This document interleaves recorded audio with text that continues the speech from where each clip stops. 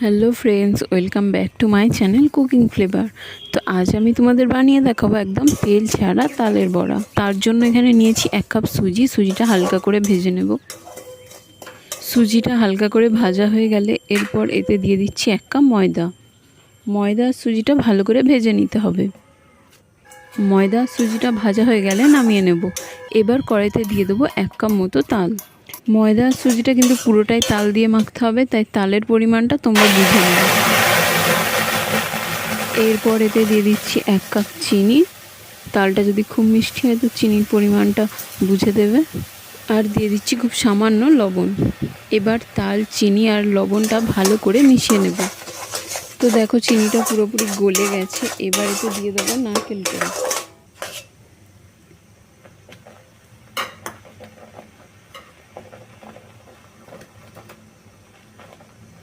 নারকেল কোড়াটা দিয়ে ভালো করে মিশিয়ে নিতে হবে।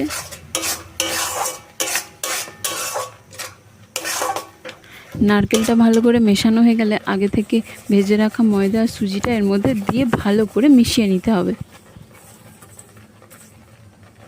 ময়দা আর সুজিটা তালের সাথে ভালো করে মিশিয়ে নিলে দেখবে একটা দলা মতো হয়ে গেছে, তখন এটা নামিয়ে নিতে হবে।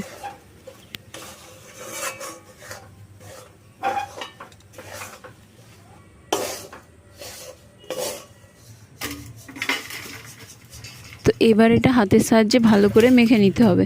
আর যদি মনে হয় শক্ত শক্ত আছে তাহলে অল্প অল্প দুধ মেশাতে পারেন। দেখো কত সুন্দর একটা স্মুথ ডো তৈরি হয়ে গেছে।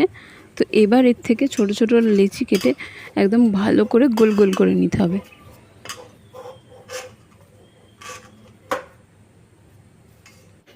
তো দেখো আমার একটা বড়া রেডি হয়ে গেছে। এইভাবে আমি সবগুলো বানিয়ে নেব। আর এটা কিন্তু একদমই তেল ছাড়া বানাবো, তাই জন্য একটা পাত্রে দিয়ে দিচ্ছি জল। তার উপরে একটা ছিদ্রযুক্ত পাত্র বসিয়ে দিচ্ছি। এবার এক এক করে তালের বড়াগুলো এর মধ্যে দিয়ে দেবো।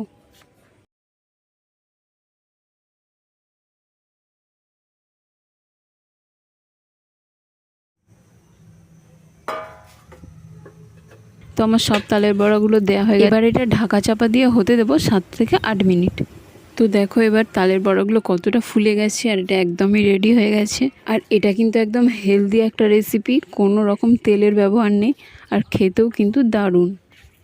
তো চলো এবার এগুলো নামিয়ে ঠান্ডা করে পরিবেশন করি আমাদের টেস্টি টেস্টি তেল ছাড়া তালের বড়া। তো আমি এই প্রথম তেল ছাড়া তালের বড়া খেলাম আর এটা খেতে কিন্তু দারুণ ছিল। তো চলো আজকের ভিডিওটা কেমন লাগলো অবশ্যই জানিও। ভালো লাগলে লাইক, শেয়ার, কমেন্ট করে দিও। তো আজ এই পর্যন্ত, সবাই অনেক ভালো থেকো, টাটা।